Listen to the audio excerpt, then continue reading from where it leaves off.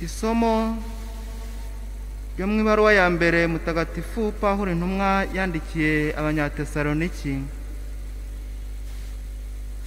Bavandimwe, muribuka imvune n'imiruho yacu igihe twabamenyeshaga inkuru nziza y'Imana.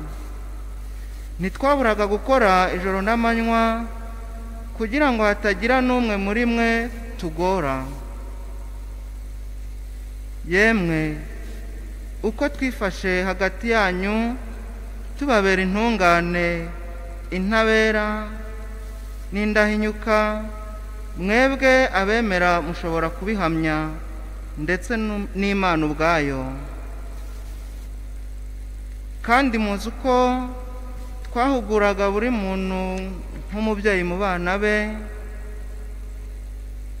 tubashishikaza, tubatera inkunga kandi tubingingira gutunganira Imana yo ibahamagarira ingoma yayo n'ikuzo ryayo.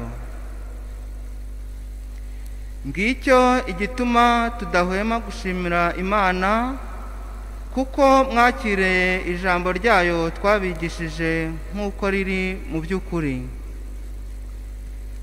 Koko ntimwaryakiriye nk'ijambo ry'abantu, ahubwo nk'ijambo ry'Imana rigaragariza akamaro karyo muri mwebwe abemera.